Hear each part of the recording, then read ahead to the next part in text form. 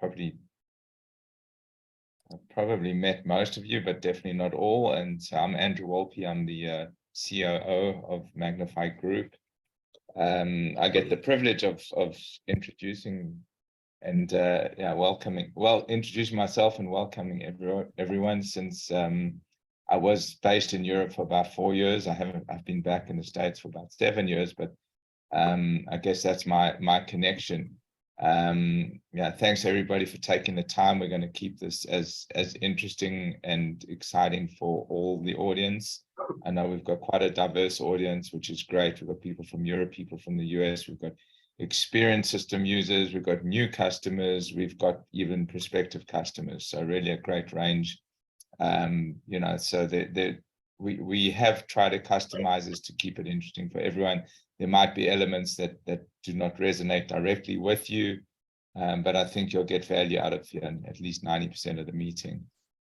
Pam, do we have a slide with everybody in there? Sorry, next slide. Am I controlling it? So we've got a great representation of companies on this call. So really excited, and there's a lot of us on here. We just want to recognize you versus going through person by person and introducing. So a good group, Acutus and Cytosorbents, who've been a customer for a long time. GLA, actually in the travel space, so it's an outlier in terms of not in the medical space directly.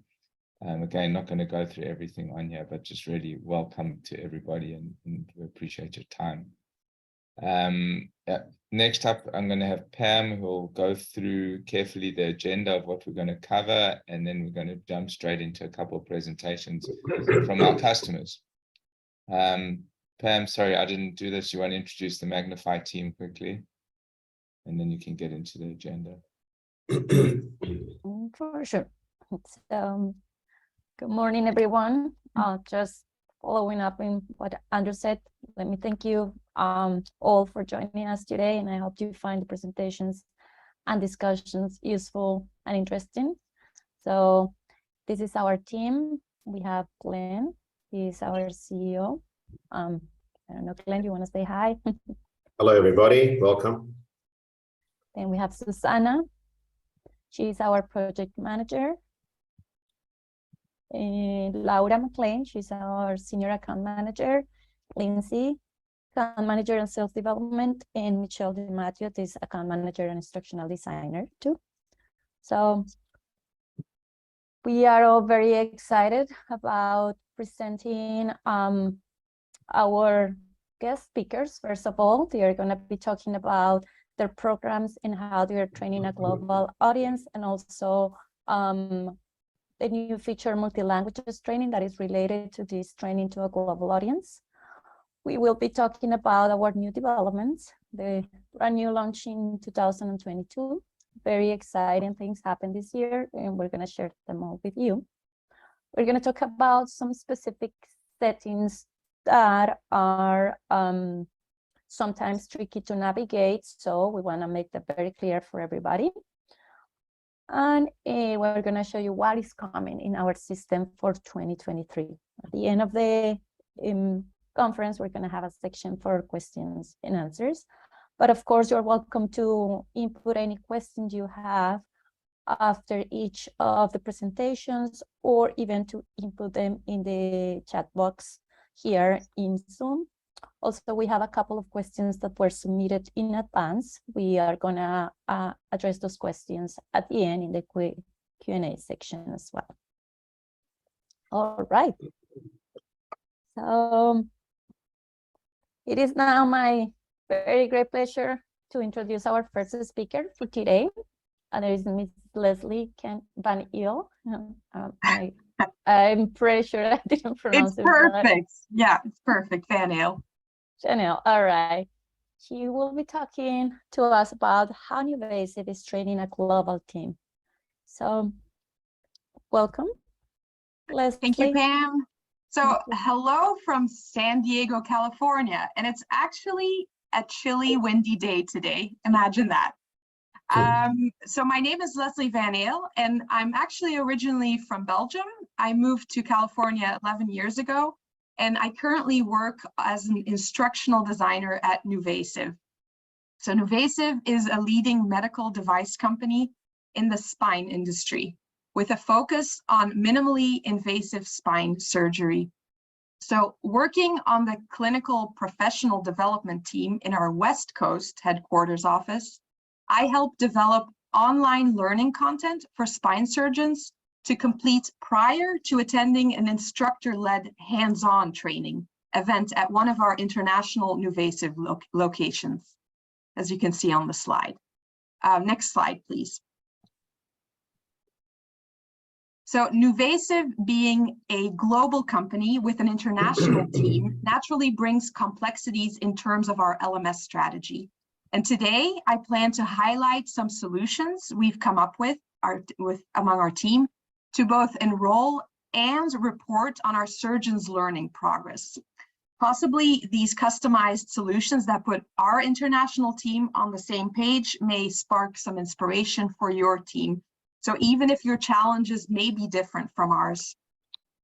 So what are our challenges? As I mentioned, prior to a live surgeon training event in one of the international locations, our regional sub-admins will need to communicate their online learning enrollment specifics to our San Diego office. So in other words, which surgeon learners need to be assigned to which online spine procedure module. Next slide, please. Our partners communicate this enrollment information to us through a live Microsoft 365 Excel spreadsheet that is accessible from our company-wide SharePoint platform. So let's say an in-person surgeon training is being hosted in Amsterdam in December. A few weeks prior to that, our Amsterdam office team will complete the requested fields, as you can see on the slide, for each of their learners on the online spreadsheet. So name, email address, location, and which online module the learners should be assigned to.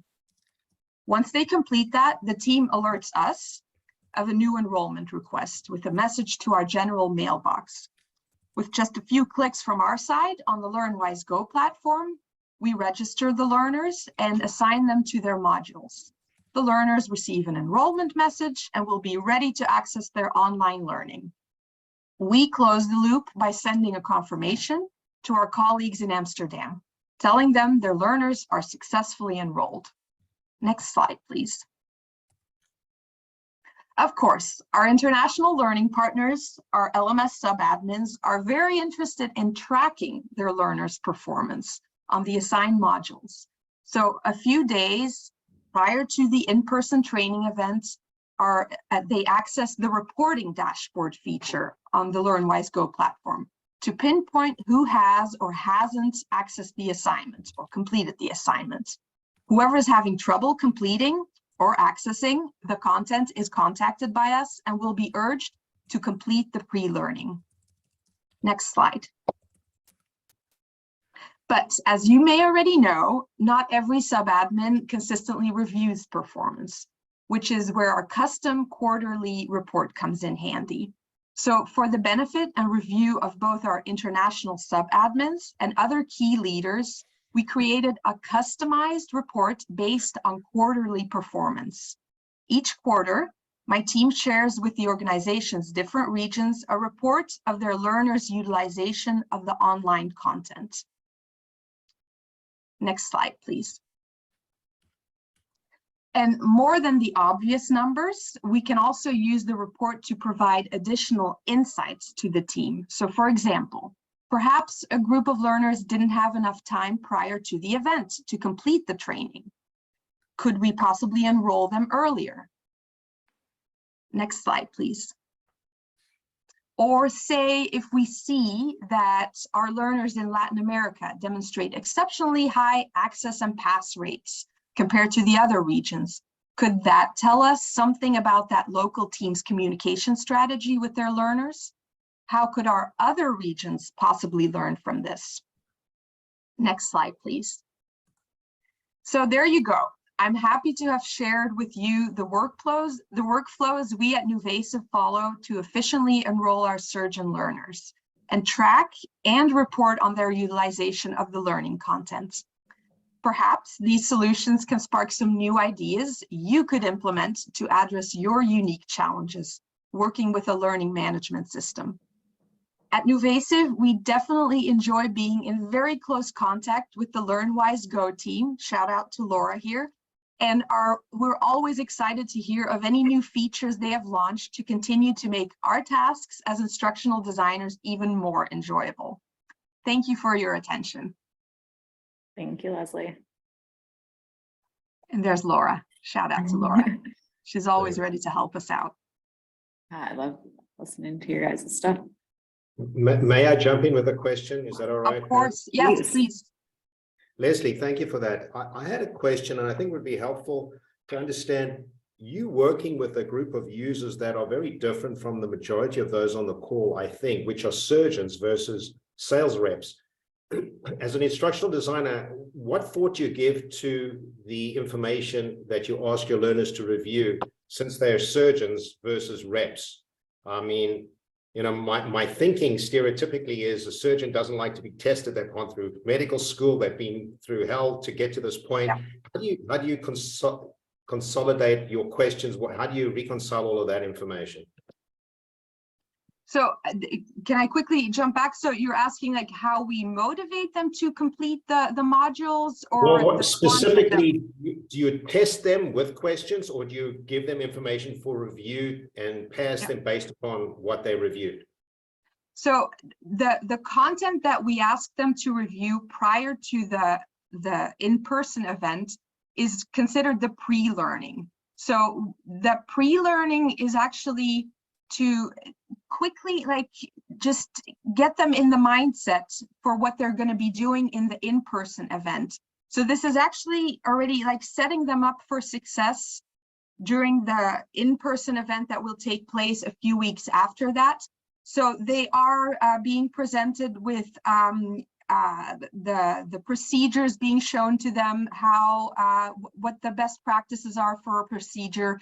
They see actual surgery happening. So they see okay, these are the steps for this specific procedure. They go through those procedures, so they're already getting geared up for their on-site training. This is followed by a quiz. Okay. They're being tested on it. We're setting them up for success. Of course, we want them to just get into that mindset and to just quickly test themselves, okay, did I actually understand it?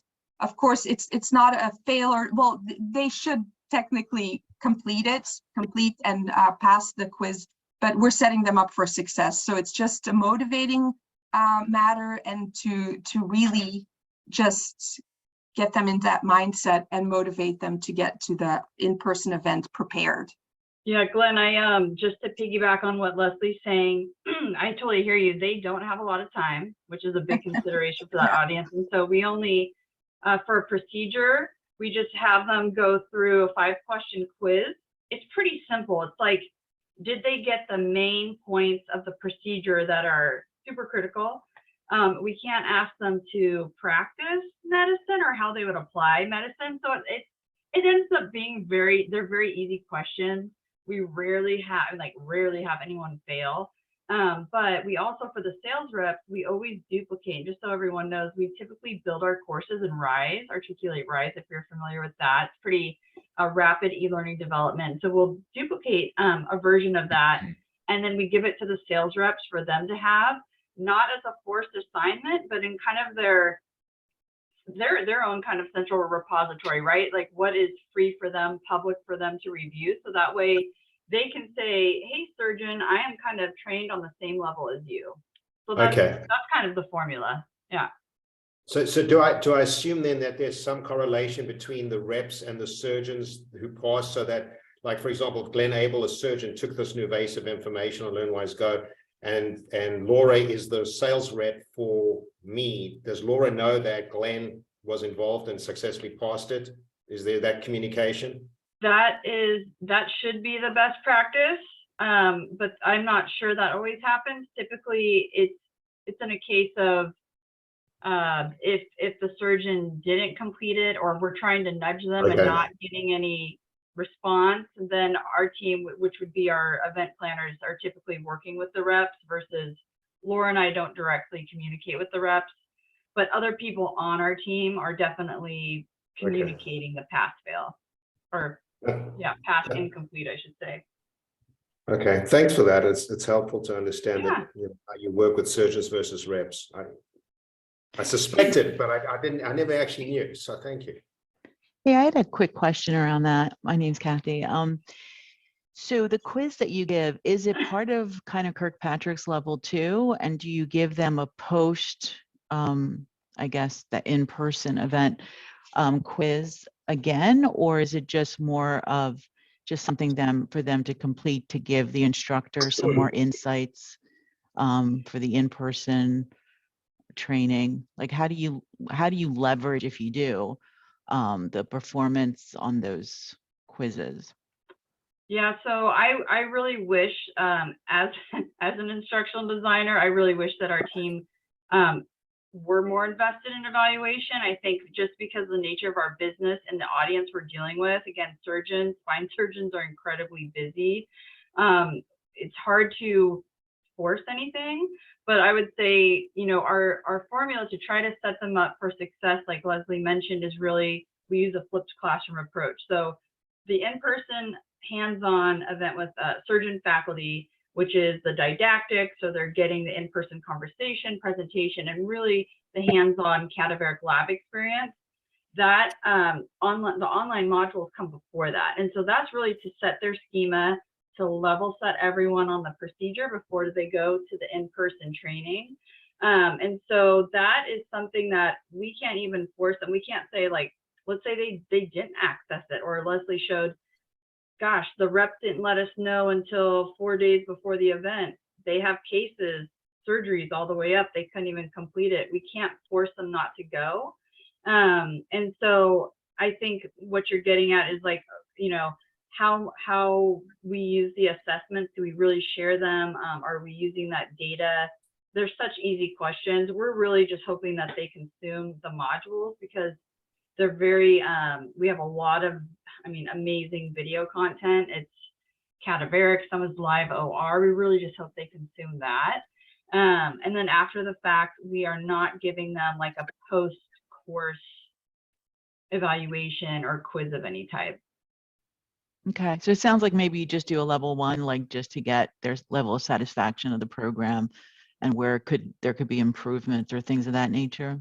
Yeah, and that's all anecdotal, but that is one of our goals for 2023, is to have a more formal post-course evaluation, because we also, you know, want to evaluate not only the content across the board, online learning, all of it can inform our program design, but the faculty, we invest a lot of money in training our surgeon faculty. So you might be a brilliant spine surgeon, but that doesn't make you an excellent facilitator. So we put them through a program to hopefully become better.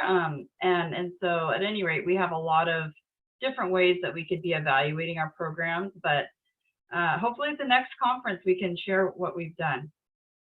Great, thank you. But great questions, Kathy. And I'm right there with you. It's the goal, it's the dream. Yeah, thanks. Thank you, Sarah. Oh, thank you, Sarah, and thank you, Leslie, for your presentation. Very insightful. Now we're going to move on to Europe with Cytosorbents. We have Attila here from Germany. Attila is talking about the multi-language training and how that they have transitioned to the previous program, or how they were using the system, and now how they are using the system using, right? Okay, then. Hello, everybody. Hello from Munich, Germany. I'm Attila. I'm Manager Education at Cytosorbents. Cytosorbents is also a medical device company. Its flagship product is Cytosorb, a whole blood adsorber, which is distributed worldwide. And today I want to talk about the new multi-language feature the Learn-WiseGo team has developed for us. And first, I want to give you some facts about the Cytosorbents learning platform. So right now, I think I checked it. I've checked it some days ago. We have 588 users on our platform from 66 countries, and they're coming from around about 50 different companies. And yeah, we have different kind of users on our learning platform. So we have, of course, internal users from all our departments. We have also a few consultants on our platform and research partners, and the majority comes from our partners, our distributors that are taking our learning modules. So far, we have 38 lessons planned deployed, covering different topics. So mainly medical topics, medical training about the therapy, about our products. But of course, we also have many modules for our onboarders. So typically IT topics, and of course also HR and regulatory topics like data privacy. I think the typical training. And we provide our trainings in different languages. The main languages are English and German. But as we are working together with many partners from all over the world, we need to deploy our training in also many other languages, like Spanish to cover Latin America and Spain, but also French and Turkish is really relevant to us and to our partners. So so we have a big need for this multi-language feature, and I want to describe what the need was about and why it was so important for us to have this feature. The main need was, or the main issue was, that we couldn't really use the lesson plan as a lesson plan as it was meant to be. So as you can see, maybe I switch to the laser pointer. I think you're really familiar with this backend view. So this is an example of a lesson plan, a basic training, a basic medical training. But as you can see, this lesson plan contains actually 5 times the same module. But the module, of course, in different languages, but from the content-wise, it's always the same module. So it's an English version, we have the German version, and the Spanish, French, and Turkish version. So yeah, we used it as a lesson plan, but it's only contained 1 module. Another issue was, or what it was a little bit tricky, is to set the settings. So if you want to set the setting for passing the lesson plan, you always have to do the calculation. So because to pass this lesson plan, 1 user must only pass 1 single module, because it's always the same module. So you have to calculate, it's like 20% of the whole lesson plan is mandatory to go through to pass the module. So it's a little bit tricky. And another point is, of course, the user's experience. So as you can see from, especially for the onboarders, because they receive many modules at one time or many lesson plan, it's quite confusing. So they have, I don't know, like 20 different lesson plans. But as I've told you already, so 1 lesson plan would contain actually only 1 module, which is relevant to them. So of course it's possible. So it was possible to deploy a lesson plan in different languages, but it was always a kind of workaround, and we haven't had a clear structure, and it was not a nice user experience. So yeah. The LearnWise team, they provided us a new feature, and maybe we can have a quick look how the solution is right now for us. I think it's really easy to handle. So now we are on the level of a training module, and I think you're really familiar with this view. But once you have set the basic setting. The next step will be the language, setting the language for each training module. So as you can see here, you can add any kind of language, and you can upload several SCORM files. So when you are using Arise, for example, you would export for each language one SCORM file, and you can upload every SCORM file per language. So we have one SCORM file for the English version, another one for the German version, and so on. So now this gives us the opportunity to use the lesson plan as a real lesson plan. So this is the lesson plan. It's called IT onboarding. And now we have really different kind of training modules within this lesson plan. This is really great, I think. And as you can see, we don't have to do the math. Now we can always set 100% to pass this lesson plan successfully. And from the user's view, I think now we have just a nice user experience. As you can see, we haven't done all the transformation yet, but we started with the IT lesson plan. So this would be the view for the users. If the user clicks open, then now you can see all the different modules the lesson plan contains. And once you start one module, first the system asks you which language you want to choose. And now you can select the language, English, German, and so on. Once you've selected the language, the OK button is active, and now you can start the module. And what is also very great is that you can change the language even though you have already started the trainings module. But of course, you have to keep in mind the learning progress will be reset once you change the language after starting the training module. But yeah, all in all, it really helps us, and I think it's a great feature, especially if you have an audience like we have. So people, learners coming from all over the world, and as you might know, the Spanish market, they really are not so familiar with the English language, and it's a great benefit now. We can have these lessons plan and modules in different languages. So that's from my side. If you have any question, feel free to ask. Yeah, thanks, Attila. I mean, you guys have really done a great job in reaching 66 markets. I didn't realize there was that many. That's a true global audience.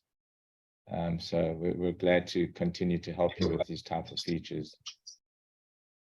Yeah, thanks. Anyone really helps us. have some questions about that, because they are another super user of our system, and we will share contacts as well. So if anyone wants follow-up questions, I'm sure. Attila, I have one question, Attila, and thanks for that presentation as well. With a significant change like this that was added, and obviously it makes life easier for you as the administrator, you're so distributed amongst so many countries with so many people. How do you actually get that information out to your users to explain this new way of doing things so that they, this is a new feature for them, and in order for you to be successful, they need to be aware of it. So how do you explain that to them? How do you get message out that, hey, there's a new way of working here? Yeah, that's true. So we will start, first we will start for the internal users. And of course, I'm always working with screenshots or like small screencasts just to show how they can access those training modules and select the languages. So mainly I'm using screenshots and screencasts, and of course I'm sending messages to them. But sometimes we also have the chance, and like we have a kickoff meeting, so we have really an on-site training, and we can also raise awareness in those events. Okay. Okay. Well, thank you, Attila. Really appreciate the presentation and introducing the multi-languages feature, especially from the business side, and how important it is for your global audience. So thank you very much. We are now moving to the new developments. We're going to present very quickly all the new, shiny new features that we have in our system. About the multi-languages, of course, Attila has done a great job at presenting the feature. We're just gonna go over very quickly about the location of the feature where you as admins can locate this feature and use it, and also other details about the availability of the feature. So first of all, if you want to create a multi-language lesson, you need to create a training module that is multilingual. So in order to create this module, you go to lesson plans, then select training modules. And after creating the basic parameters that are name, description, and the attempts, you go to select or set languages.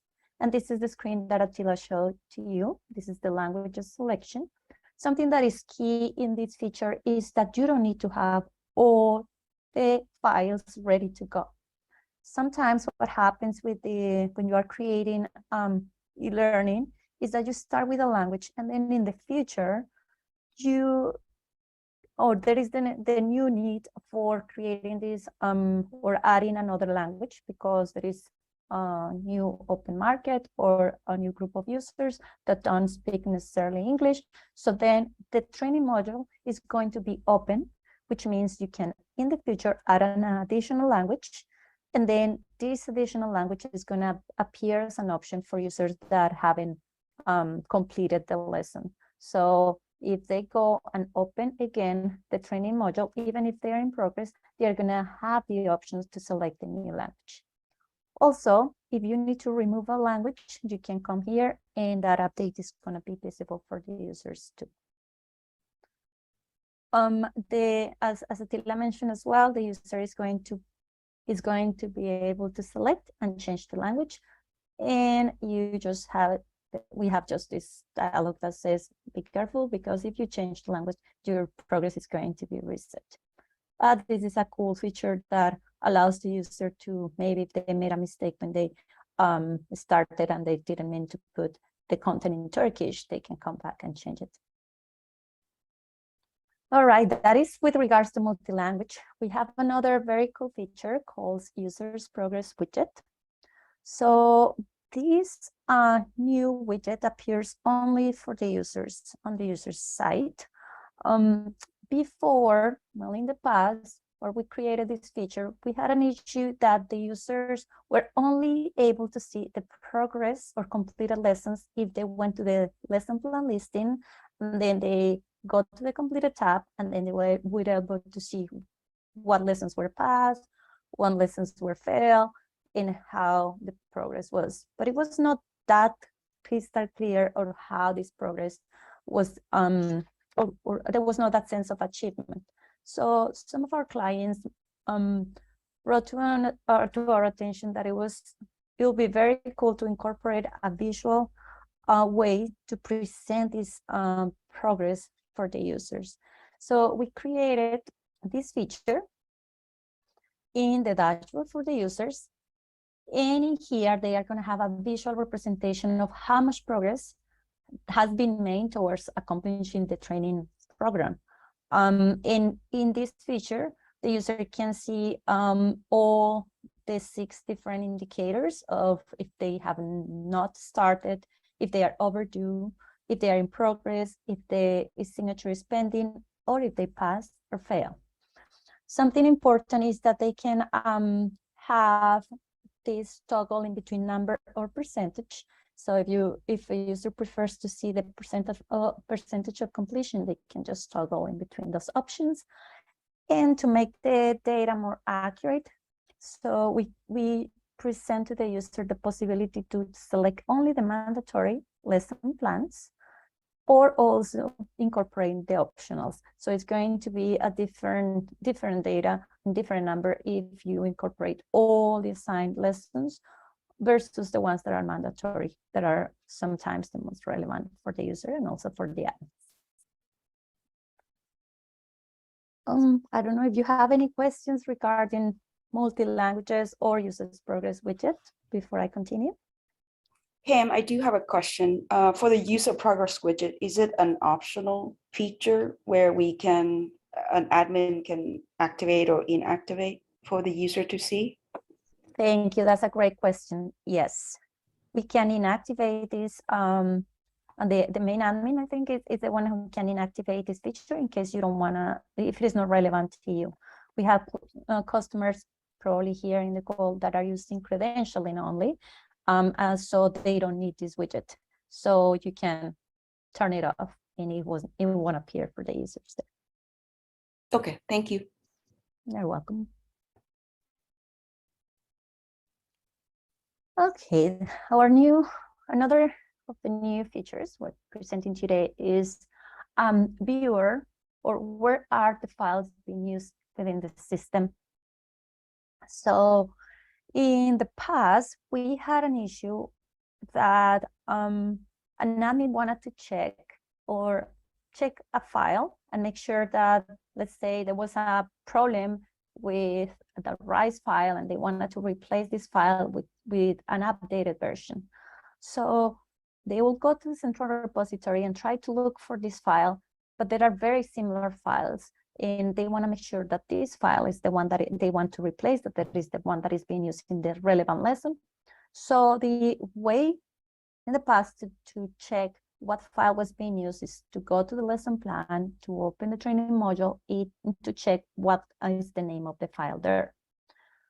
Also, this, if you wanted to replace a file, for example, in the library, the same process will have to be done. So you have to go to the library, look for the folder, open the folder, and make sure that the name of the file that you are going to replace was the correct one. So in order to make that process of looking for the correct file to be replaced, and also to check where these files are being used in the system, we incorporated a new feature that is allows you as an admin, or allows every admin to just go ahead and check the location directly in the central repository. So this feature works by right-clicking on any file in the central repository, clicking in location. You're going to find a list of all the locations, a name of the locations, and even if it is a folder trail, you're going to be able to see where it's located, if it is library or module, and you are able to download this in an Excel file. So now you're going to have all that information available. If you need to update a file, it's going to be easier, and then you're going to save time. Everybody has in the central repository this feature available, so you don't need to turn it on or off. It is already ready to go.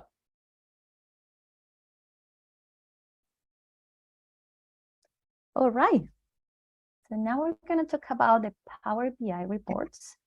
Laura will be talking about, this is one of our favorite new features. Okay, so we are going over one of our new features that just came out is our Power BI reports. We are going to be slowly putting out new versions of the system reports that are through Power BI. The one that is available on the system right now is the login report. So that'll be pushed by the end of this week to your platforms. Power BI is one of the reporting systems that's used a lot through the industry. It's a different way to view your reports and have kind of a look and feel that you're able to manipulate and adjust to the way that you would like to see the reporting data. You have different fields as well as filters that you can put on the reports, very similarly to the way that our system reports had previously looked. You still have the same values that you're reporting on, still the same kind of look and feel where you have your column headers and rows. Your custom fields are still able to be reported on the same way that the system reports had. However, these Power BI reports, you're able to really manipulate the data into those type of Excel looking reports that Leslie had showed inside of her presentation.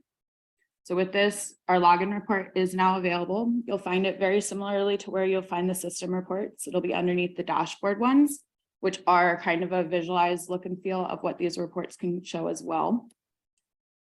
Inside of the login report, here's a little bit of a snapshot of what your users or your administrators are going to be seeing when they load the report.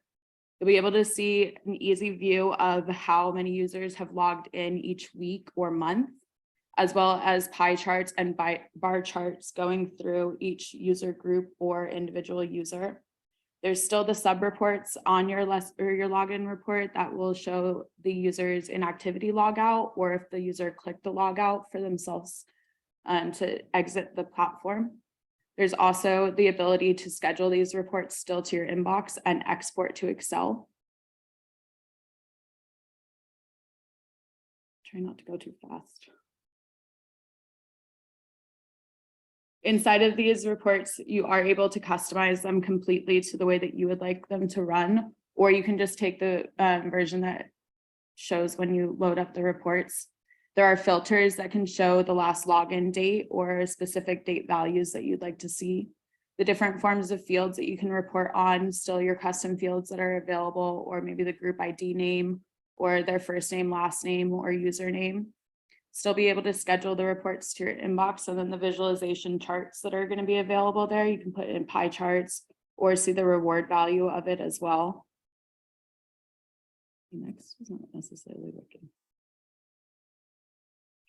Going from your main dashboard as an administrator, you'll be able to access these Power BI reports from your system reports section. All of the login report areas will be here. You can bring up that report section to be able to pull in the visualizations of the reports. You can see by user or by the group value name, how many times the user has individually logged in, as well as from what device the user has logged in within the sub reports. And then you can come over and add in specific filters if you'd like to report on different values. These can be saved as my reports, or they can be exported from Excel from here, as well as scheduled to inboxes. When you edit the report in the top right-hand corner, that's where you're going to be able to add in the pivot tables or different forms of charts and graphs, as well as go through the sub-reports in the bottom right-hand corner. Your custom fields will be labeled on the row header as well. And then you can go through to add in different areas or customize it a little bit further if you'd like. Are there any specific questions on how the reporting systems might be used, or how you can kind of put this new features out? There are a couple questions. Thank you. This is really timely, actually. I was actually looking at the reports yesterday, and we were contemplating whether we would need to export the data out and put it in like Tableau or something. So this is really good features for us. I guess my question for we're planning on now doing quizzes. So if we have quizzes and questions for quizzes, would this show up in this new report structure? Yes, so we'll be pushing out a few different forms of reports that we're going to kind of mirror the ways that the original system reports had previously reported on. So you'll still have the ability to view your lesson plan performance, the user's performance through lesson plans, and then the performance through the training modules themselves. So if they selected A instead of B, you'll still be able to get that type of analytical data. And then at a very high level, which Susanna will go over at a later point in this, you'll be able to see, based off of the user's training records, how they're progressing through everything that they're assigned throughout the system. So it's a very easy way to kind of get a snapshot of all that information for you. Oh, okay, great. And then my second question for the remaining reports, I know we're rolling out the login, but what's the roadmap or timeline for the remaining reports? Because now I'm kind of eager to look at the rest of them. So are we. They are getting implemented on a staggered release. So we're putting out the ones that are a little bit more high level analytical, and then going down into the nitty gritty afterwards. So it's going to be a staggered timeline release. But the login report is available right now. The system reports are still going to be available for you to be able to pull that information so that you're able to get that in between moment there, still be able to kind of run into Power BI and get a look and feel of it while you're still being able to pull the same information from the system reports as you had previously done. And our account manager will also sit with you and kind of go over the new report systems, making sure that we're able to get the same information out of Power BI reports and that you're comfortable with learning how to use these new reports as well. Sorry to cut you off, Andrew. Yeah, hey Nick, it's Andrew. Yeah, Susanna will go through, I think, the next 2 or 3 that are coming. We're in final stages of testing on one of them, and then the next one will be a couple of weeks after that.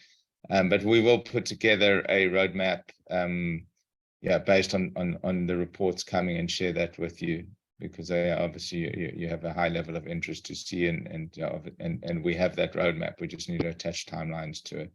So we will get that over to you. But then the next one after this, and I don't want to take Susanna's presentation, will be rolled out in the next, I'd say, not this coming build, but maybe in the next one. So probably 2 to 3 weeks out, and then follow along that pathway.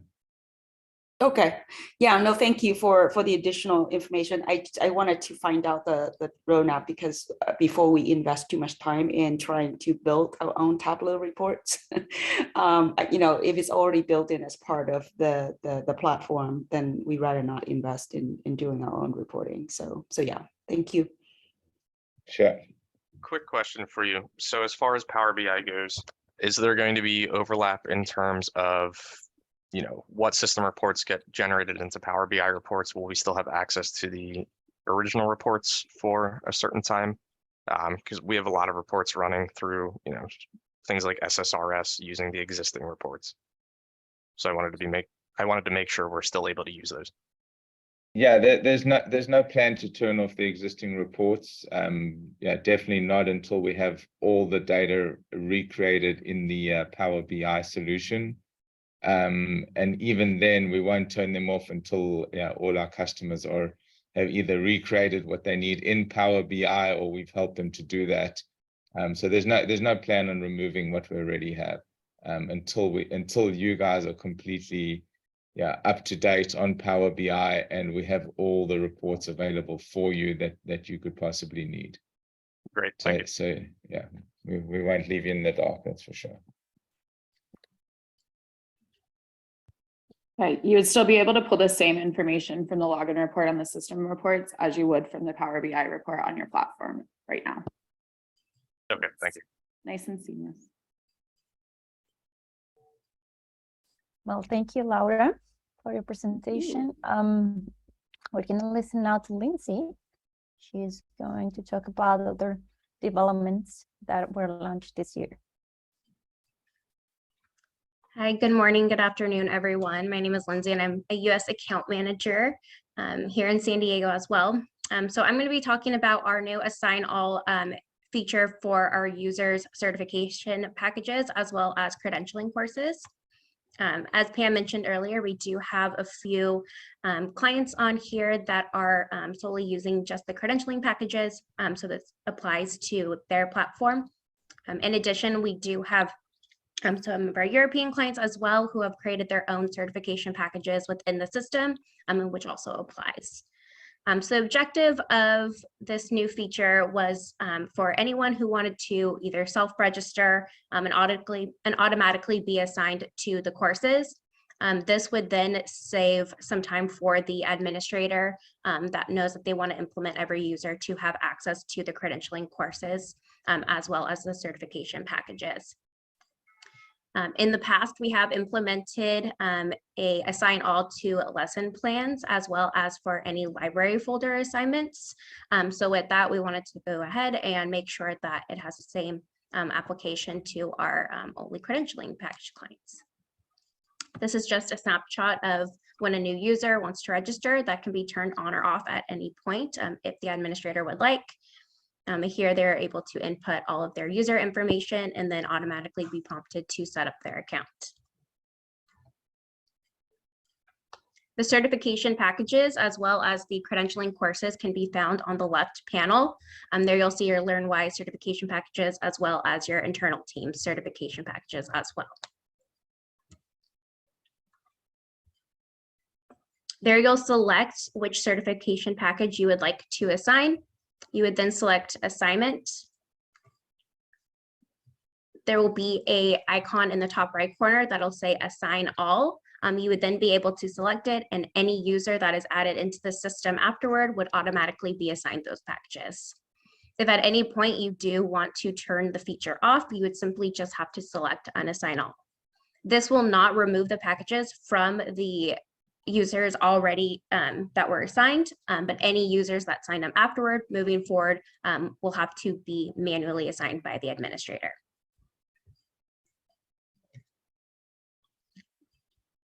And any questions?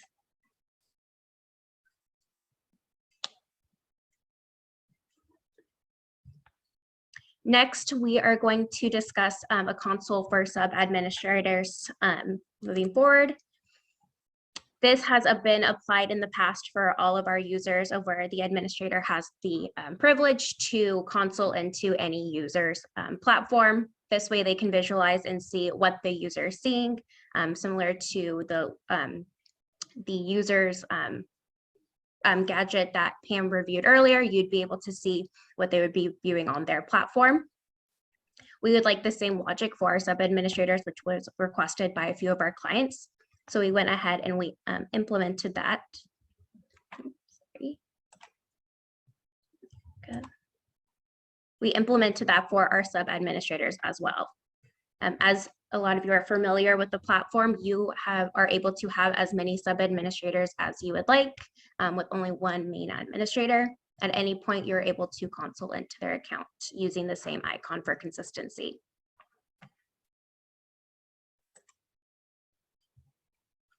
Any questions? Lindsay, just a quick question. You may have mentioned, I may have missed it. What are some of the reasons that an admin would want to console in to a user's account? Is it like to troubleshoot or something like that? So you would want to be able to troubleshoot, also for visualization, if you want to ensure it's customized to their liking. Like I said, if you wanted to turn off any kind of customized setting you may have in the platform. If a user is saying that they're not able to see lesson plan, you're able to go in and see what the user is saying, see if it applies to your device. So troubleshooting would be certainly. Okay, thanks.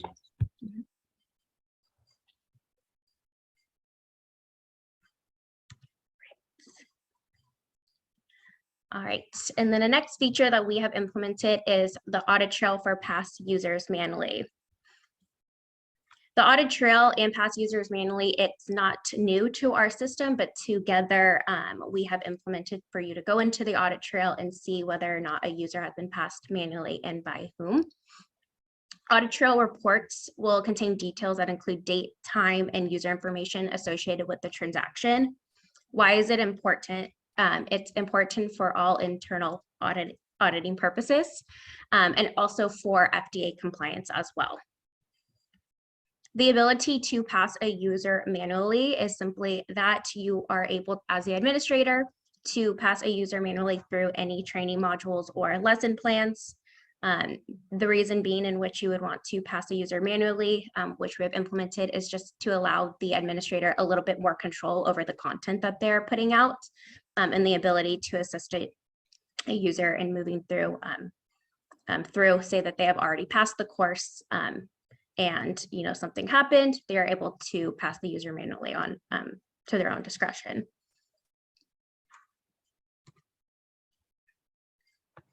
Just an overview for anybody who is relatively new to the platform. To pass a user manually, you would go to your lesson plans page.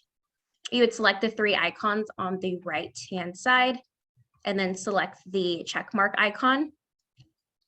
You will be prompted to input your user's first and last name, which will then generate a list. And at the bottom, you'll then be able to select past user for that specific training module. Please note that if there are more than one training modules within a lesson plan, you'll have to manually pass the user through each training module. There you'll be able to input their score. At this point, you would put 100% if you would like, and then you would be able to pass the user.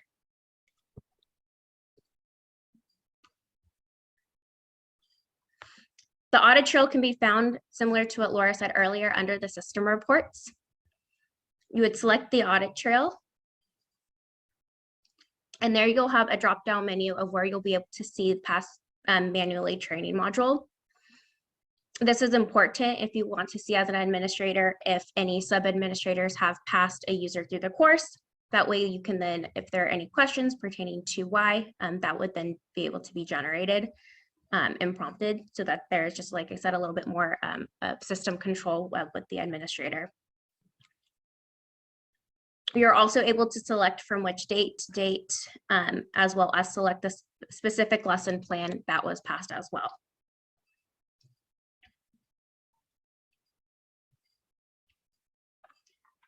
There, it'll generate the lesson plan name, the first and last name of the user, as well as the training modules and the date and time passed, and then who it was passed by, and then who it was signed by. So at this point, my test user was passed, and it was passed by, well, at this point, my administrator account. I can also generate the report as well as export it to Excel.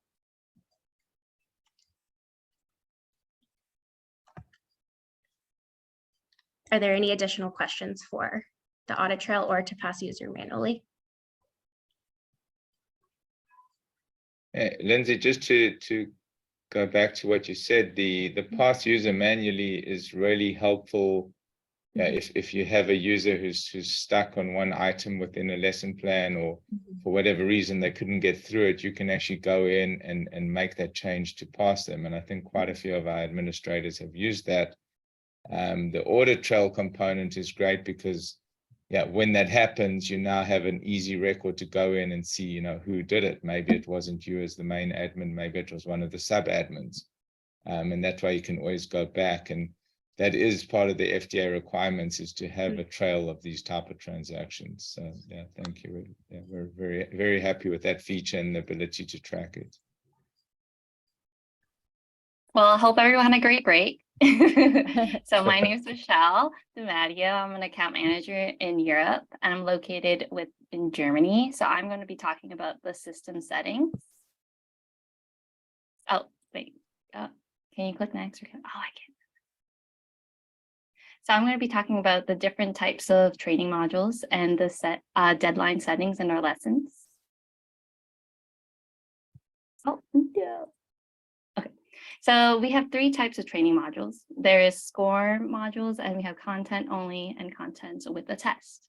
Now, score modules are for interactive modules that tracks test response that could be made using our authoring tool, as some of you are already maybe using is Articulate 360. Another example could be an Adobe Captivate. So Learn-WiseGo can record and track these training completions and track the test results in your training. The second type of training module we have is called the content only, and the content only are modules that could be used with you when you need a user to review a document. It could be a PDF file or a recorded webinar or videos. The system tracks only if a user has viewed the file. The admins can also set a mandatory time to view before the system scores it. So an example of some users have been using it, we found surgeons like Leslie and Sarah kind of mentioned already, often like to use the content only or score module training modules in their education. So usually the surgeon learners will always want to gain the knowledge but not be tested upon it. The third type is very similar to the content only, but it has with the test, as the name says. The content with the test has contains two files in the training module. So the first file would be a content base. So it could be a PDF file or a video recording of a webinar or an instructor video. The second file would be a test or interactive score file that could be graded. So after the learner has completed the module, viewing the content base and also the test, after completion, the lesson, they do an e-signature of the information that they have reviewed.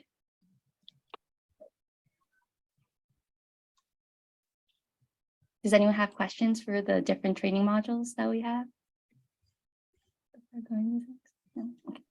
Just a quick question. Is there a best practice in terms of we're thinking about implementing testing and would we want to choose? How do we go about choosing content with test versus just the SCORM with test? That kind of varies with you. So do you have if you have an authoring tool to make these SCORE modules, they make it more interactive. So like the course content could be more interactive with the learners, but it could also track down where the users progress in the course as well. And also even when after, let's say in the ending, you want to do a quiz, it would track down how many times they failed or how long they have done the test and what is the grade for the testing. What is the simplest way for us to implement this? I guess there are two options, but I'm trying to figure out if we want it to be the most simplest way for our users to do testing. Would that be just a regular SCORM from a user experience perspective? Nikki, I can kind of speak to this. For the way that you would like to have that test operate, the overall file format is still going to be a SCORM regardless if it's set after the module kind of operates or if it's going to be a standalone test. That file format, e-learning world, is called a SCORM file. It's the same kind of authoring tool or kind of concept as like a JPEG or a Word document as that type of file format. So that's what you would be uploading into LearnWise-Go. The different areas that you could do it is either as a content with test, meaning it's PDF, video, and then it's followed by that SCORM file. The users would be within one training module the entire time. They wouldn't close out in order to access both of those files. Vice versa, you can have your SCORM and then followed by, meaning a SCORM that has slides in it or any form of content, and then followed by your test as a second training module. The users would flow through that first training module, close out, and then open up the second training module that has the test, and then they would score on that. The benefits of using it that way is you can use that test multiple different times in different lesson plans if it's questions that could be general to every lesson plan that's in there. If it's specific to the one file that you're using, it would probably be better off to put it within the module itself at the very end of the slides. Does that make sense? Yes. Okay. Thank you, Laura, for that clarification. I tried to put that all in email the other day, but glad I could see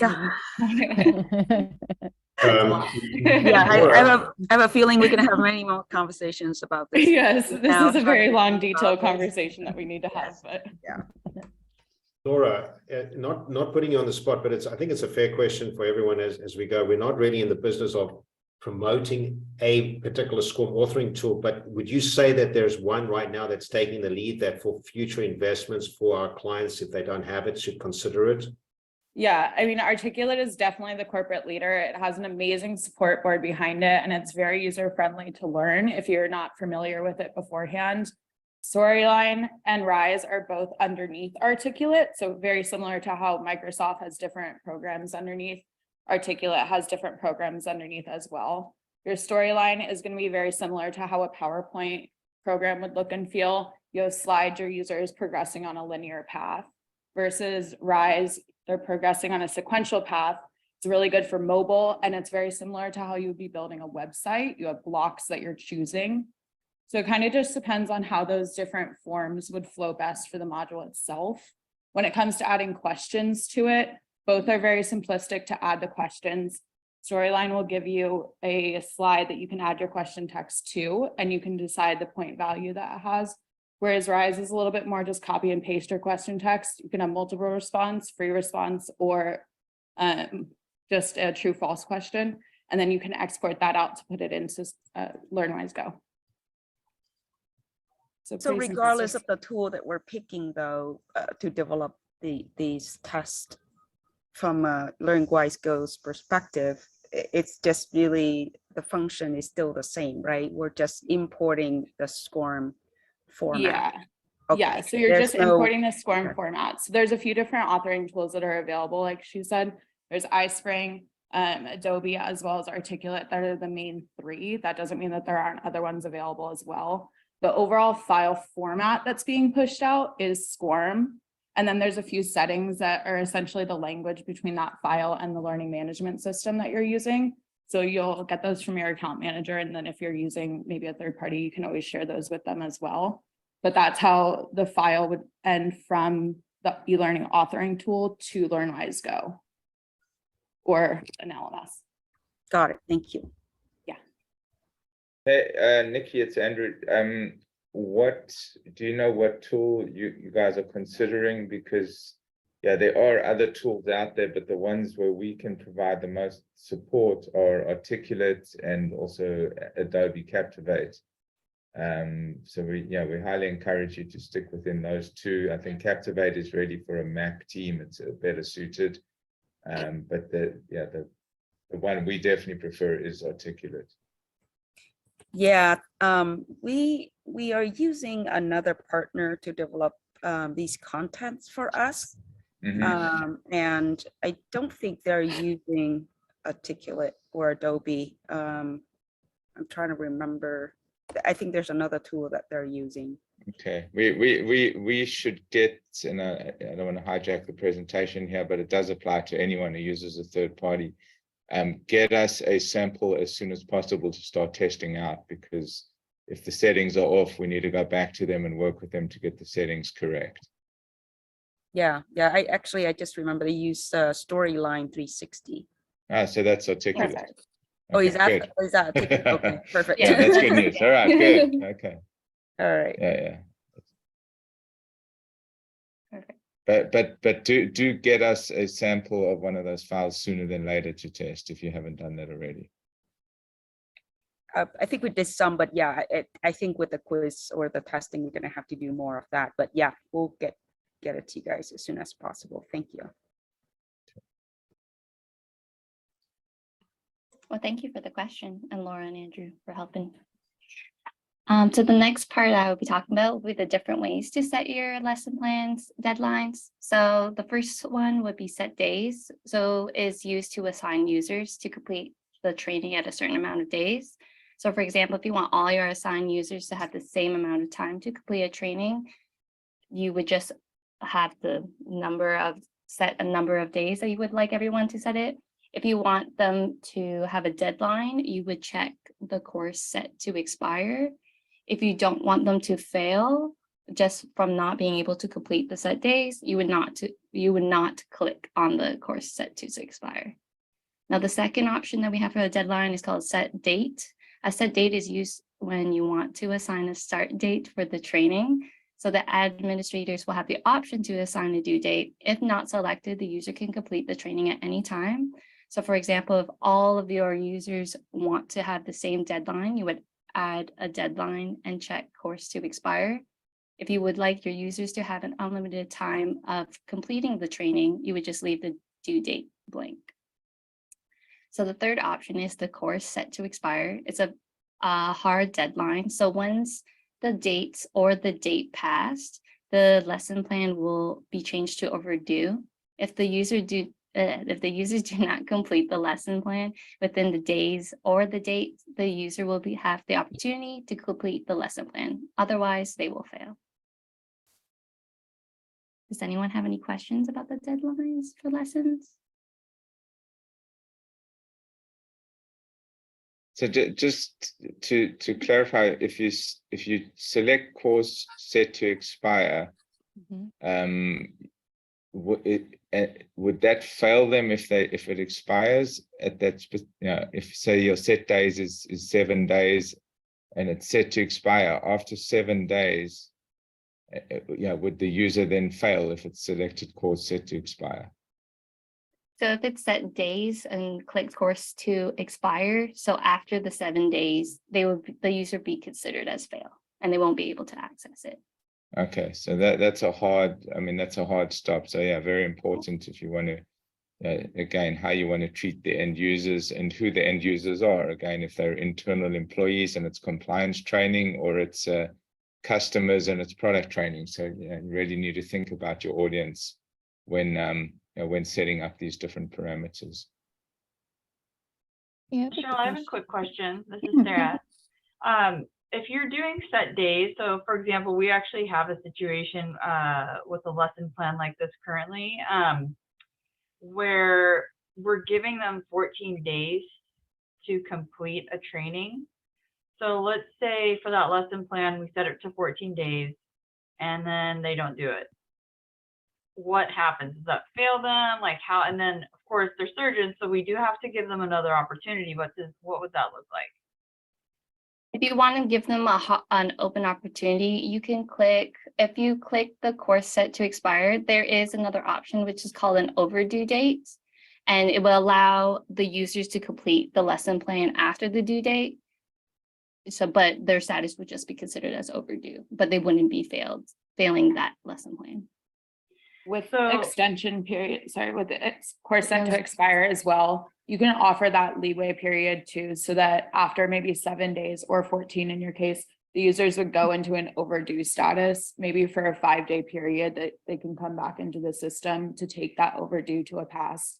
If they don't, then they will hit that fail. And within that period as well, you can monitor the email notifications that are going to that user to notify them that they need to go back into the system and take that. Okay, thank you. Yeah, I have a quick question. Is in a situation where you don't want any kind of due date, like it's kind of no expiration, right?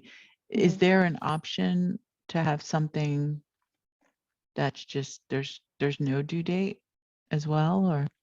Yes. Yeah, Of course. it would just be, sorry, Go ahead. go ahead. It would just be set without a due date. Okay, so you just don't, okay. You just leave the due dates blank. So you just say, let's say like my set start date assignment will be November 4th, but you want them to be able to complete it with no due date. You just leave the due date blank. Okay, perfect. That's how I remember from before. So I just wanted to make sure. No, Thank no you. problem. Thank you for the question.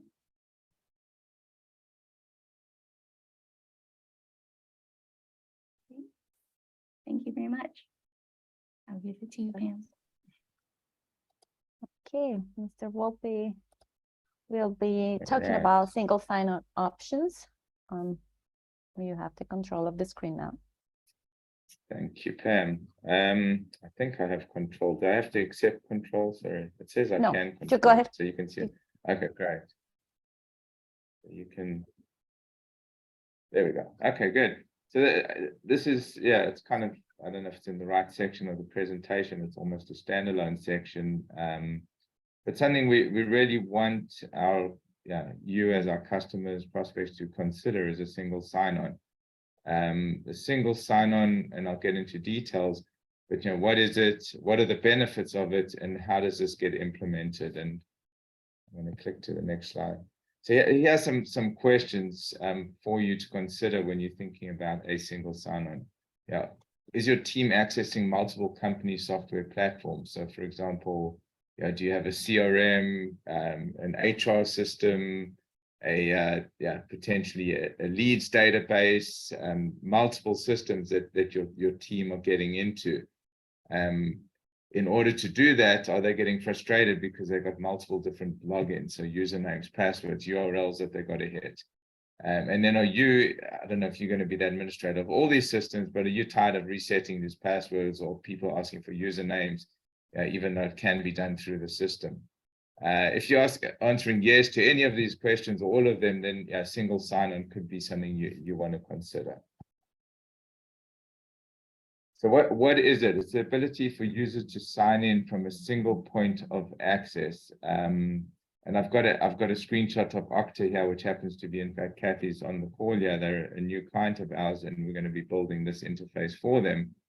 But it's a single point of entry where your users sign in once and then have access to whatever systems you use. So you can see this is an example where there's Box, Slack, Learn-WiseGo in here. I just plug that in. It's not in here yet.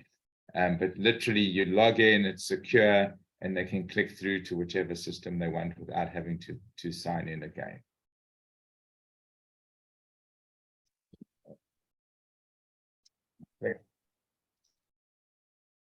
Benefits of a single sign-on, kind of covered them at a high level, but you can create and maintain your users in a single system. So you're not going into an HR system and setting up user accounts, then going into LearnWise-Go, setting up user accounts, then going into CRM, setting up user accounts.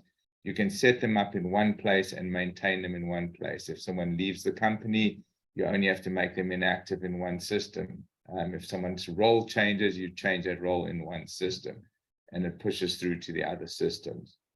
The fact that it's one location for everybody to go to, there's one URL, whatever domain you choose, and everything they log in and everything is there for them to get to. They enter a username and password and click through to whichever system they like. In terms of training specifically, everything you can do to make it easy for users to get to the training and go through the training. So by having this interface in place, the hope is that it's going to increase the participation and the completions of your trainings by simplifying the access. I spoke about reducing password-related support requests. I know we get a lot of them for other systems we run. We also get quite a few of them for your systems, usually push them back to you guys to manage, but it would definitely reduce those requests. Security is extremely important. These tools, which are like Okta and others, have very high level security on the front end, which ensures that you're not getting unauthorized users going into your different systems, and it only needs to be controlled at that entry point. Number 6, which is again, it's good that Nikki's on the call, Ivans, but the ability to push data back. So once you have this single sign-on and this interface, you then create an opportunity to build interfaces for sending data back from the learning system to the centralized system as well. So how do you get this done? There is development required for these different integrations. The first step would to be say, yes, you need it, but then to determine what is your primary entry system, where are people going to be coming in? So, you can choose these different tools like Okta or One Login. We've got clients who use Active Directory as their primary system. You then set up a time with your account manager and go through the requirements. We'll put together some detailed documentation, which is step 3. At this point, we'll normally have a discussion with your tech team, your IT team, and our developers just to make sure we're all on the same page. We build the interface, we test it together in a test environment, and then we launch it. I put a 2 to 6 week implementation. It's quite a broad range. Some are quicker, some are longer, depending on what data you want to transfer back and forth between the systems. I think any questions? Apologies, I jumped ahead. But any questions on that? Again, if it's something of interest, just touch base with your account manager and say, hey, this would be great. How do we go ahead and do it? We've got a few that we've already built, and we're in the process of building quite a few more. Andrew, I have a question. So I'm glad you show Okta, because we are using Okta here at Iovance. So it will work well with our SSO management system. I guess, is this, are you developing a customized interface for each of the client? Is not a sort of a out of the box interface API that we integrate with? It really will depend on your specific requirements. So once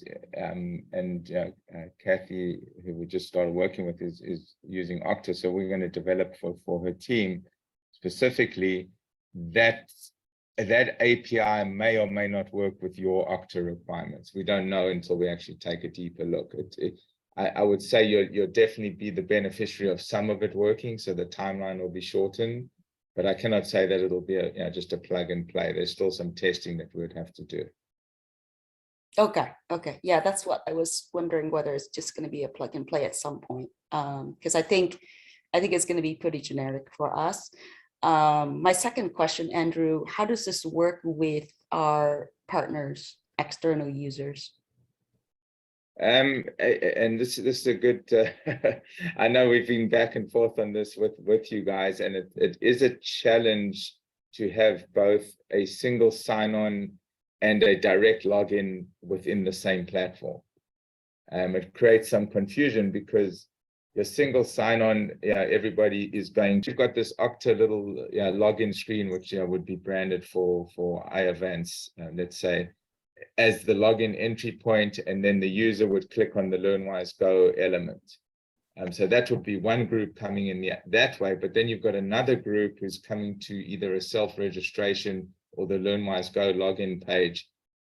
It creates a conflict. It'll work, but the problem is potentially your users who are logging in through Okta come to that login screen as well and try log in there. So that's why we like to have separate sites for different types of registrations, if that makes sense. And I know we've gone back and forth with you guys on how best to set that up. But my suggestion still is to have two different sites, one for your internal who are coming through Okta and one through your external who are coming in through either a self-registration or your administrator registering them directly. User who's going through single sign-on could technically log in directly through LearnWise-Go. And when a user is logging in through single sign-on, their user account is kind of managed through the primary entry point in LearnWise-Go. So you cannot edit that account in LearnWise-Go. Whereas someone is logging in through LearnWise-Go, that account can be edited and changed in LearnWise-Go. So you really got two different types of users. It'll get complicated.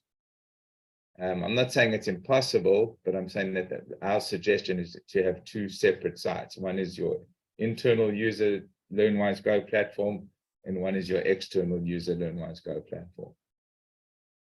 Well, yeah, maybe a further discussion and further debate, but if you've got distributors who need the same learning content as your employees, you're asking the admin to do double work, where I think the technological benefits of a single sign-on, no matter what the hurdles are to develop, would be ultimately the better way to go. But then I guess it depends upon cost and time to develop.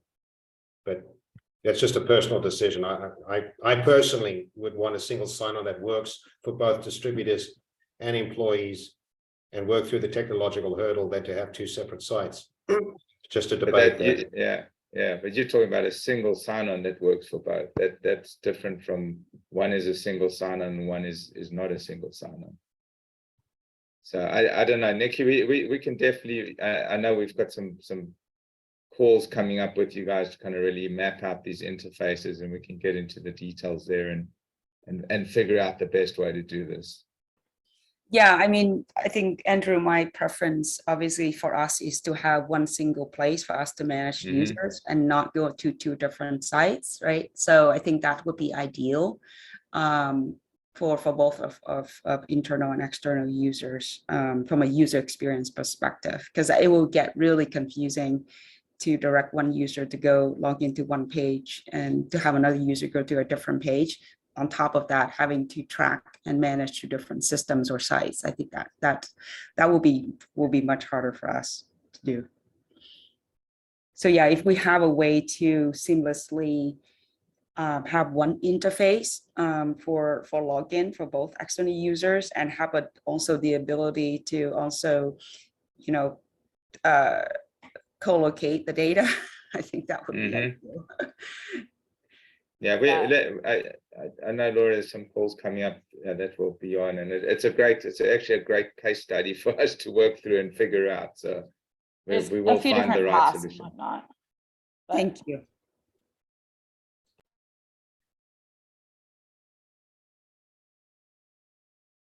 All right. Any other questions on single sign-on? And it's actually written up there. We can implement single sign-on pre or post launch. So it's not like because your site is up and running that you cannot put a single sign-on in place. So it may not be something you need now, and if it's something you need in the future, it can be implemented in the future as well.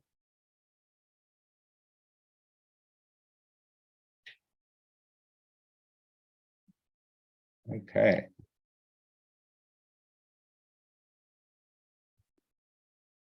Pam, you there?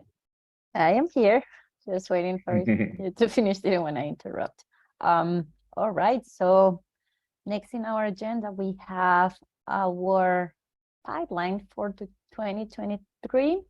Our project manager, Susanna, is going to present this for us. Okay, got it. Hello, everyone. I'm Susanna. Today, I'll be sharing with you some of the upcoming developments we have in the pipeline for this year. So I'll be talking about Power BI reports and Microsoft Teams integration with LearnWise-Go. Power BI reports, currently we have system reports, which allows the admins to gather data on users' participation in learning courses, completions, assignments, and user attributes. These reports can be obtained in two different ways, online or as a scheduled job. System reports can also be scheduled so that an admin can specify the exact criteria on what they would like reported and have it generated and delivered to them on a daily, weekly, or monthly basis. So the new implementation will carry over the existing features with the modern data visualization tool that allows the admins to create personalized dashboards and enables to connect, clean, and visualize data.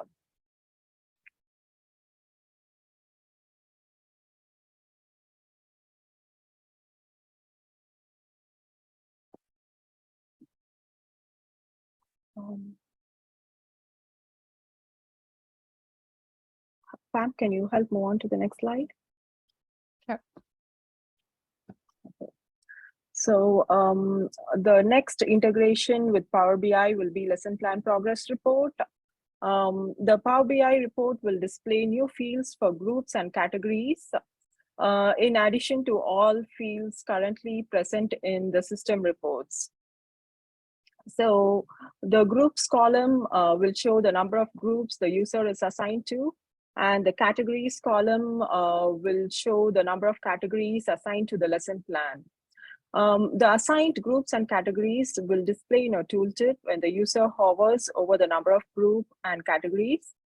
The admin will also have the ability to filter the report by multiple groups and categories.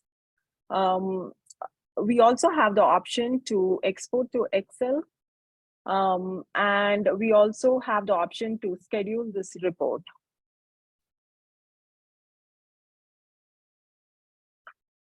You can schedule on how often the reports have to go out and where you want the reports to be sent out to.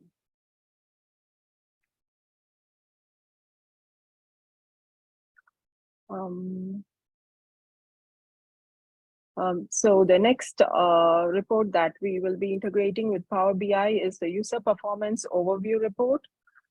This report will show an overview of all the training activities, which includes the files viewed, lesson plans passed, lessons not accessed, lessons in progress, credentialing certificates, webinars passed, classroom training passed, and and all the performance of the users at a specific time frame. Here again, you can filter by time frame within today, this month, or custom. For quick access, you can also filter by this year, this month, or this week. Again, you have the option to export this report to Excel. And you can also schedule where you want your reports to be sent out.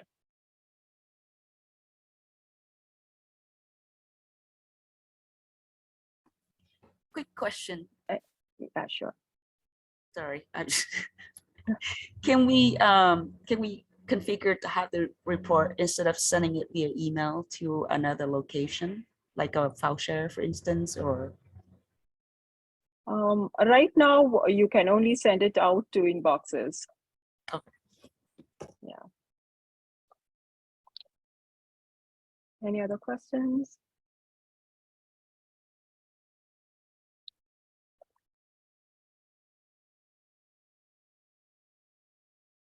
Okay. Microsoft Teams integration with LearnWise-Go. You can use LearnWise-Go to organize and host webinars using a third-party webinar tool. LearnWise-Go currently supports Zoom. The new implementation focuses on integrating Microsoft Teams.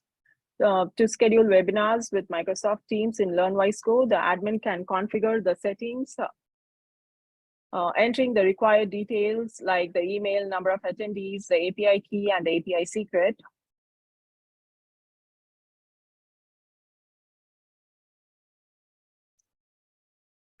The admin can create the Teams meeting under the instructor-led training by selecting Microsoft Teams as a webinar tool and adding the required information.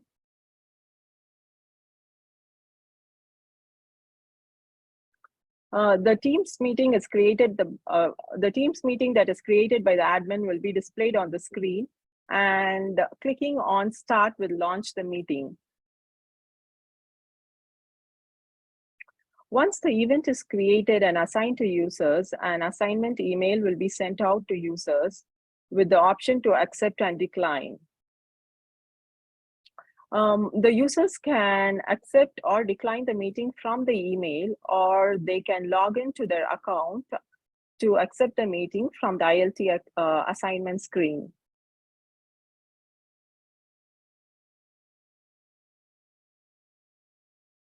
Once the event time occurs, the accepted event will change to join, and the user will be able to access the meeting from the ILT screen.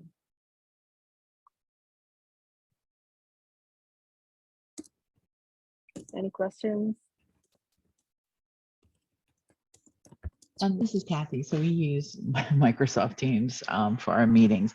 And so I have a ton of questions, but I'm wondering if I should just hold off until this is kind of live, because I don't know, it's your call. I mean, some of the questions I have is, obviously when we go into Outlook, that it's from there that we schedule and send Teams meeting invites.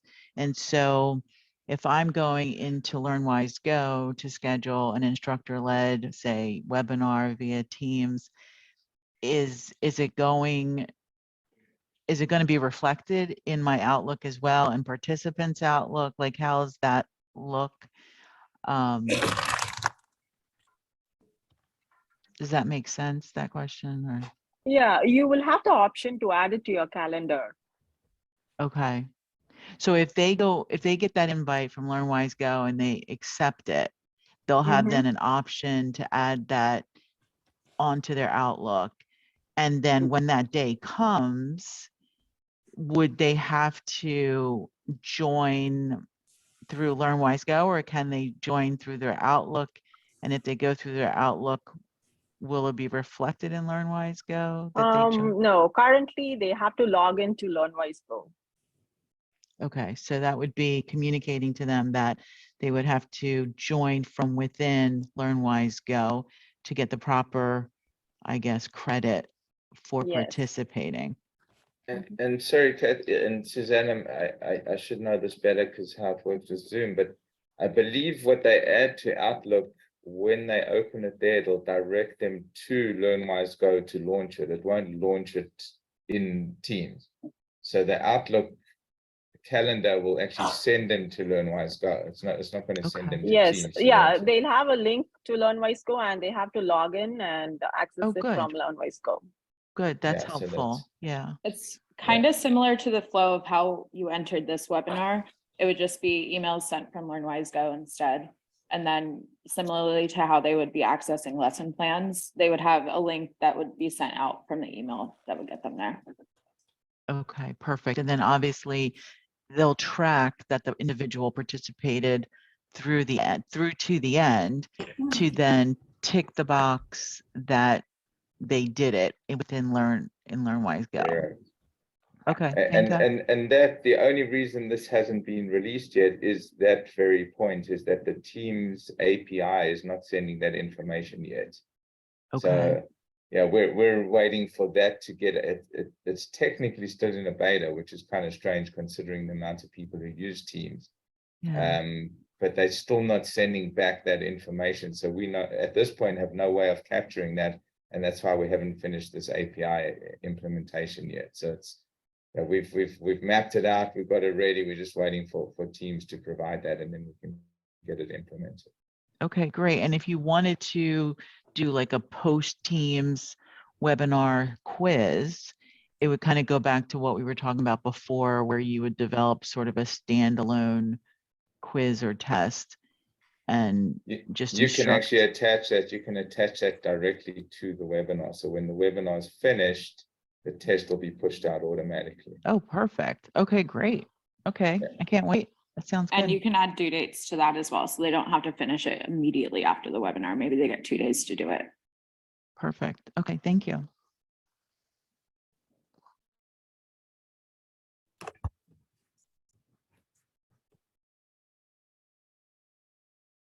Okay, thank you, Susanna. I think those are very exciting developments that are coming next year, or even sooner if possible. We'll see. Now Lindsay is going to talk about the e-signature reminder emails and how to copy and create lessons. Okay, so.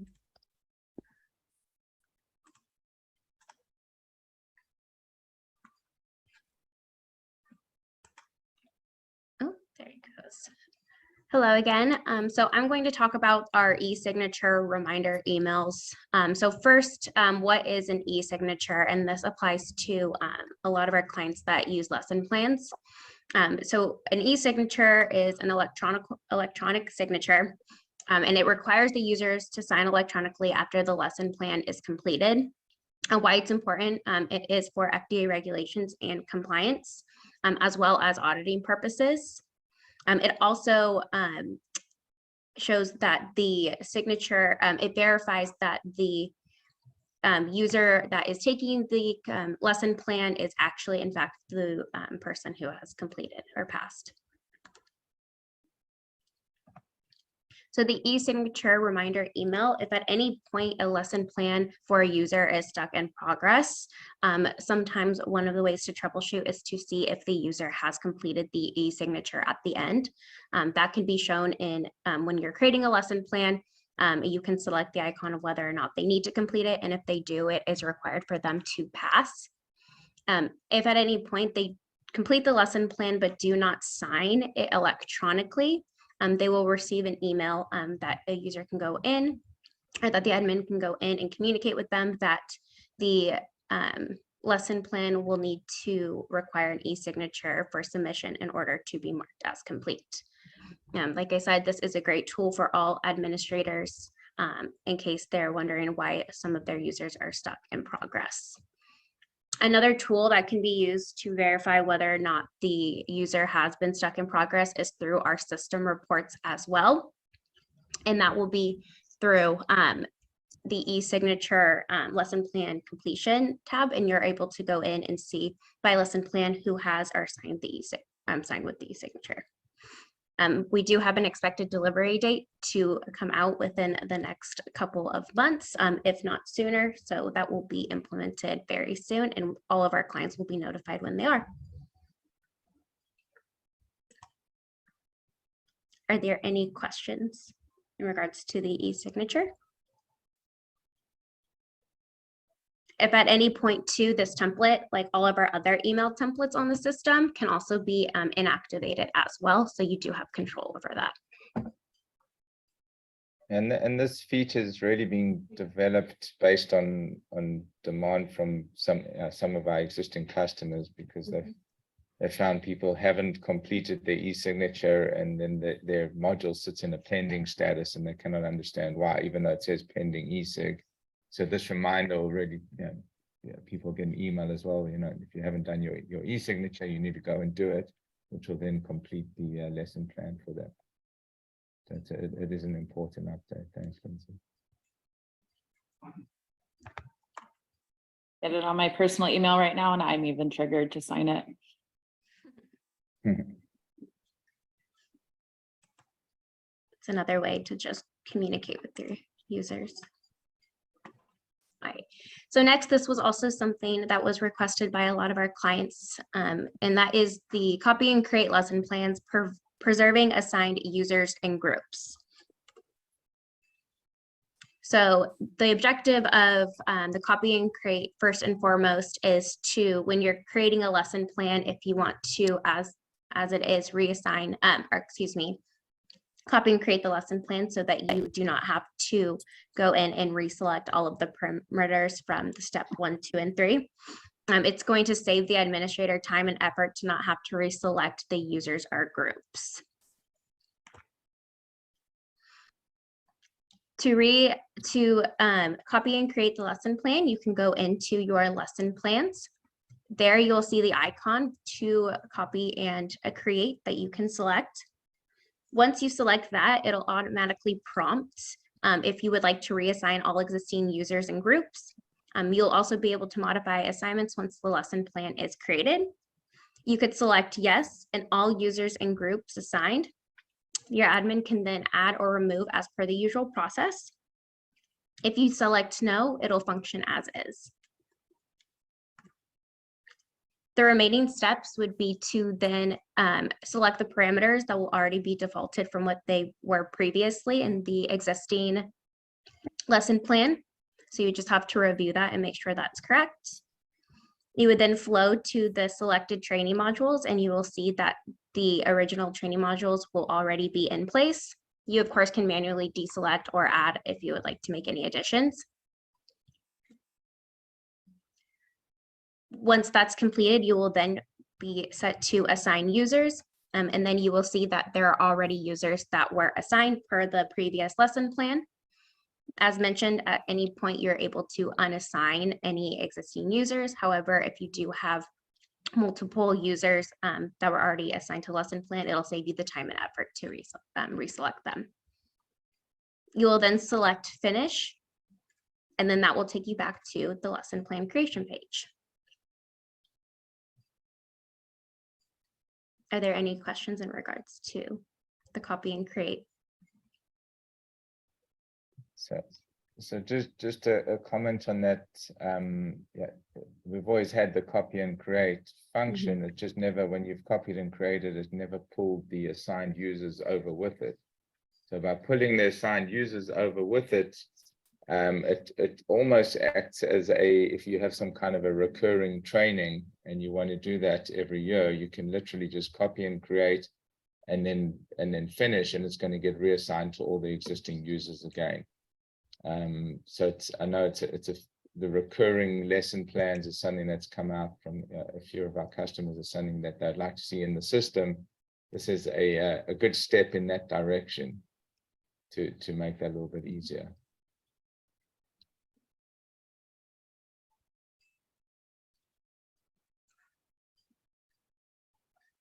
Okay. Great, thank you, Lindsay. Now we're gonna go to our Q&A section. Please let us know if you have any questions. We have a couple of questions that were submitted ahead of time, so we can start with those questions, and maybe if you have additional questions, well, you are welcome to ask. So the first question that we received was from Stephen from IntelliCentrics. He wants to know what upcoming content is being developed and who are the audiences. Their primary audiences are the healthcare sales, supplier, vendor representatives, and medical professionals looking for CEU credits. So yeah, go ahead. Thanks, Stephen, for putting that out there. And actually, as it happened, I met with Stephen and his team in person yesterday, so we got to discuss this in quite a lot more detail. And we don't really have a pipeline of courses that we're bringing out that are geared towards a, let's say, clinical education for hospital employees. But that doesn't mean we wouldn't develop them. So we're actually going to discuss with Stephen and his team what they're looking for and what we can help them with. In terms of CEU credits, our certification system does allow you to create and deliver CE, which are medical CME credits. So the system has the ability to do that. So if you wanted to set up your own CME site, for example, and you had accredited content, you could use Learn-WiseGo certification module and deliver that content. So we have the ability to deliver it. Yeah, and as I say, in terms of the library, we really focused on continually updating and enhancing our existing library versus growing it out. I think there's one or two courses we are talking about which are really important. Being cybersecurity is one. that we're looking at potentially developing. I know we've just expanded or enhanced our sexual harassment training courses as it's just been updated.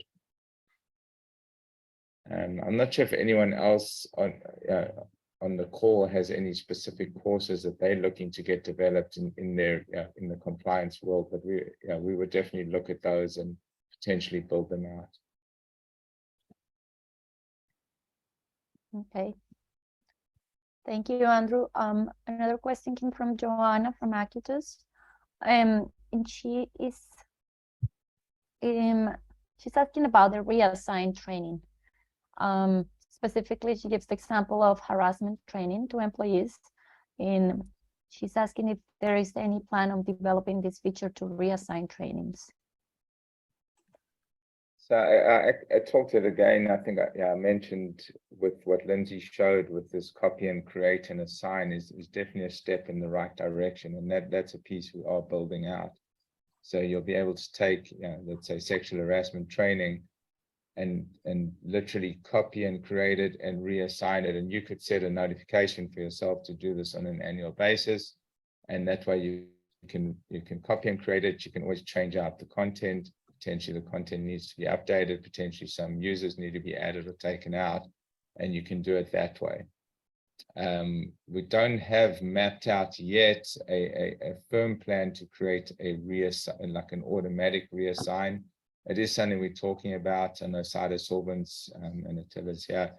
It's something that we've discussed with them, although we think this copy and create may meet that need. So I don't know if anyone else on the call also has that need and wants to bring it up now. If you do shout out and let us know. Andrew, for Iovance, we have a need in terms of automatic assignments of lesson plan, not for multiple users, but I think based on a condition. For example, if a user was to sign up for a particular user role, behind the scene, it would be really nice for us to be able to automatically assign that user that lesson plan based on the role that they selected. And I think that, and I don't want to, and that it's somewhat different because it's not a recurring. It's really like a if your role is physical therapist in this in a specific state, you would get assigned a specific training. Right. Right. Yeah, and I know we are talking about that using these, I think in the self-registration, right, where the user would select that field or it'd be automatically populated through the API. And then it would put them into a group based on that, and that group would have certain trainings pre-assigned. Right, right. Like I'm envisioning the tool or the Learn-WiseGo have a built-in orchestration of workflow, if you will, in the future that allows, an admin to configure that type of logic. Yeah, there's, and we've also, as it happens with Cytosorbents, talking about something that we're kind of going back and forward and how to potentially configure it is what we're calling, what was it called, Pam? Is it a smart group or dynamic group? Smart groups. Smart groups that are basically someone gets put into a group based on these type of parameters that you're talking about, what their role is, so you can pick 3 or 4 different fields from a profile fields and then specify what value ends up in what group. We'll have to look at on the call and actually run through these specs as we get them a bit further along with you, Nikki, to see if they would meet your needs as well. I think they probably would. Sounds like it would, actually. Sounds exactly like what that solution will help Nikki assign automatically users that belong to certain categories, let's say the specific roles or countries or whatever field you want to filter by. Yeah, Pam's is currently considering additional fields within the user accounts. We would just need to have the custom fields in there as well, and it would work perfectly. Yeah. So let's, I know we again, we have a call pretty soon scheduled, I believe, with Nikki and the team, and we should review those specs on that call, Laura. So let's just make sure we have them ready to review. All right. Okay, so do we have other questions, comments, ideas? This is Kathy. I have a random question. I guess it's like an integration question. So I'm looking at content externally. And so there's a few different vendors that offer content that's relevant to my organization. And I'm exploring the two options. So the number one option, which I kind of prefer, is kind of that licensing of certain modules that I have the ability to upload into LearnWise-Go and assign or what have you. The other option is integrating with their learning management system, kind of behind the scenes, where folks would come into LearnWise-Go, but then I guess they would click on something that would take them seamlessly to sort of, those other resources. From your standpoint, if this is something you've done with other clients, is there a preference? I think they called it an LTI bridge, one of the vendors. Is that something that is it a viable option? Like, is that something I should even, I guess, explore, or what are your thoughts? And Kathy, which company are you looking at? It's, they usually can make available, if you license the content, they can make them available as these SCORM packets. Yep. So yeah, so that's the two options. You can actually pull those in. They don't give you the entire file, but they give you enough that it'll work in our platform. Yeah, so and that's my platform linking back to theirs. Yeah, that's my preference as well, because but I think, for the vendor, they kind of like to lean to the other option, because then they have a little bit more control over how many users are viewing the content from a pricing perspective. So I guess from your perspective, I should push towards kind of my preference as well, which is to get the actual package and upload them individually in LearnWise-Go versus doing that kind of, they call it LTI bridge, which is that kind of, I guess, integration of sort. Would that be a fair statement? Or Yeah, I agree too. And I think it is depends also on the tracking. If you are interested in tracking in one single place, like LearnWise-Go, everything that is going on with the user's progress with regards to these external courses, if you have the file, you can do that within our system. But once the user is linked towards another system, then we cannot track at the moment what is going on there. So you will have to track in a separate way what is done outside of the system and then what is inside of our system. So definitely the first option will be optimal. Okay, thank you. And Kathy, are you looking to have people go through these just as a review, as an optional review, or these required trainings that you want them to actually go through and take tests on? Yeah, I think it's going to be a mixture. There's going to definitely be like introductory or 101 type modules that'll be part of an onboarding curriculum that would be mandatory, and potentially some testing associated. But then there's definitely going to be a bunch of modules that are like elective. They're not mandatory, but they're there if you want additional learning around certain key topics and things like that. And that's for like non-scientists versus scientists centric content. So I'm going to try to push, to your suggestion, I'll try to push towards seeing what the costs would be for just having individual SCORM packages that I have control of uploading and all that good stuff. So. And I'm pretty sure, and again, I know we had worked with a group once before where they can actually check the volume because the packet they provide you, they don't give you the entire file. They give you a packet that's actually referencing the file on their server. So they can still actually check the utilization. I just don't know if they have that technology or not, but I know some of these companies that's do. interesting. So even if I Yeah. do go that route, you're saying that within the package, they can track the number of views or things along those lines? Yeah, they should be able to. I mean, I know the bigger content providers have that technology. Okay. So I'm not sure there's companies like Go1 and I think Open Sesame has it. There's quite a few of the bigger ones. We're actually looking, and Steven's on the line, they use for their training, they use LinkedIn Learning. So I've actually just released my dev team to look at how we can pull that content potentially into our system as well. But yeah, you'll have to check with them what they can provide.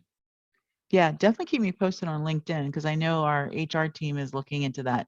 So if that's something y'all are looking to strategically position as an offering on the system, yeah, definitely keep me posted on that. We will. I should have something by the end of next week. I should have some answers on that. Okay, great. Thanks. Yeah, that would prevent having to do multiple assignments because you can assign in LinkedIn, but it's just not as powerful. It's not as customizable, nor do you get the reports that you get out of LearnWise-Go. So that would be a way preferred solution for our perspective. And it's interesting that their files are AICC, so they don't have SCORM packets that I'm aware of. So that's why we're investigating, because our system supports SCORM, not AICC, but I don't think there's a huge variance. So that's what I'm trying to evaluate, or am evaluating.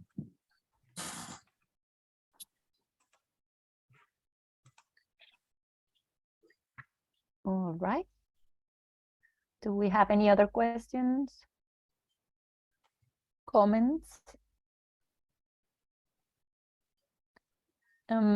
You don't need to ask questions. Real quick. Sorry, this is Sarah. I just wanted to thank you all. I've been attending this conference since it first was in person and then now, virtually, and it's always really appreciate your team and everything that you all do for us.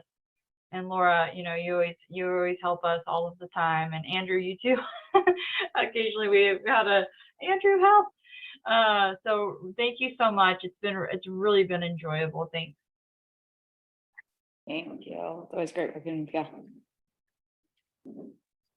Yeah, I really echo Thanks, that. Sarah. Laura has been really helpful to us and Andrew as well. So, and I find this is my first time attending the user conference, and I think this is really tremendously helpful for my education as well.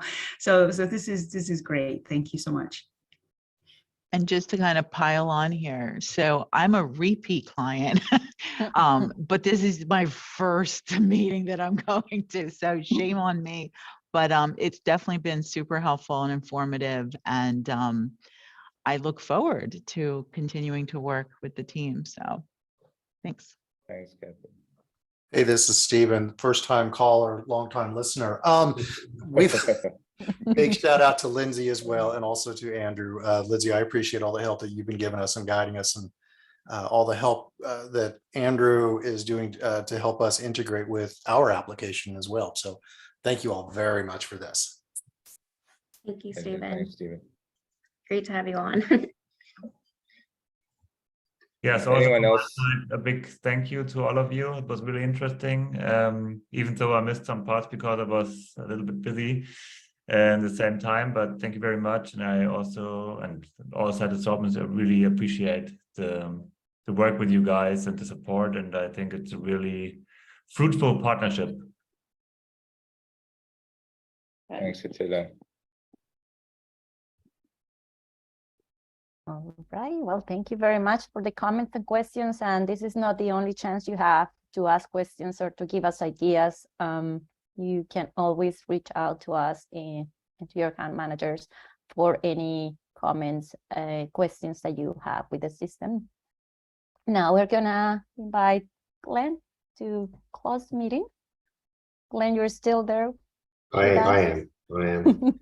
Well, everyone stole each other's thunder, and obviously, first of all, thanks to you, Pam, and Michele in Europe, and Laura and Suzanne and Lindsay for putting all of this together.